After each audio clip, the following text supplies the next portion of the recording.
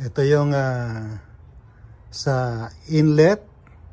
Ito yung exhaust sa left side. Inlet, exhaust. So, dito sa pinaka cam gear o crankshaft gear, ito ang marking niya. Timing mark. Ito, yan. Dito naman, itong nasa taas, yan, kailangan naka-line up yan. At ito, line up. Ganon din sa kabilang side. Line up yan. Ngayon, ano naman itong marker na to? Yan, ano yung marker na to?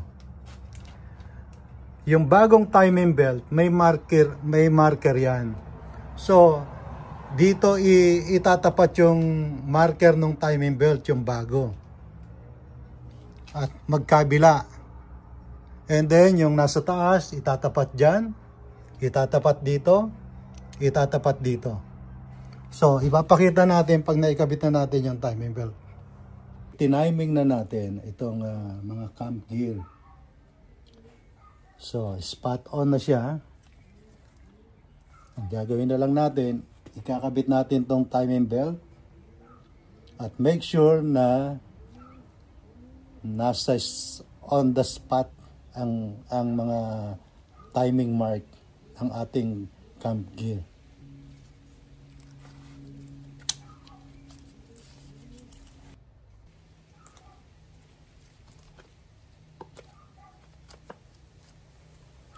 Ngayon, nasa timing mark na ang ating cam gear. And then, nasa timing na rin. At dito.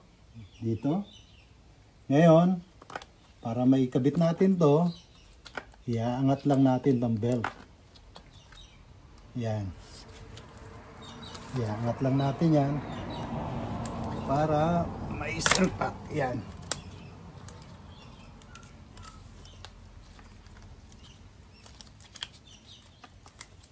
Ayan na.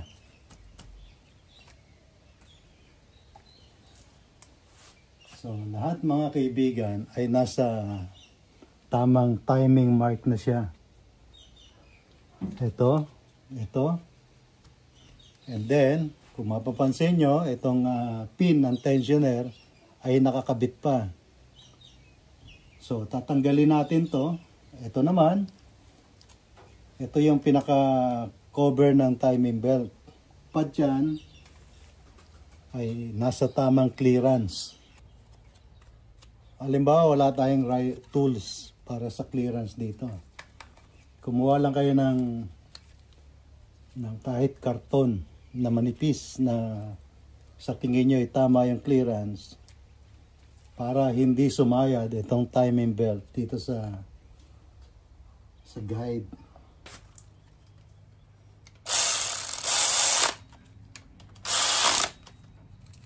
Yan. Ibig sabihin, yan yung guide natin, gumagalaw. Okay? So, hindi siya sumasabit.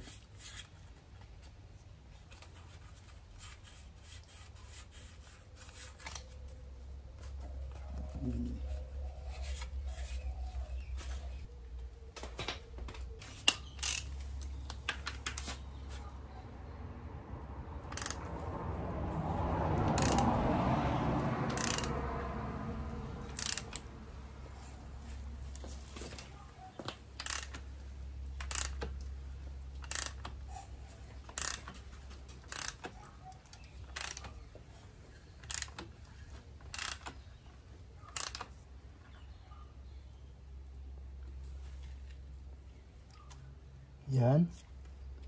So, balik uli siya. Ikot uli natin.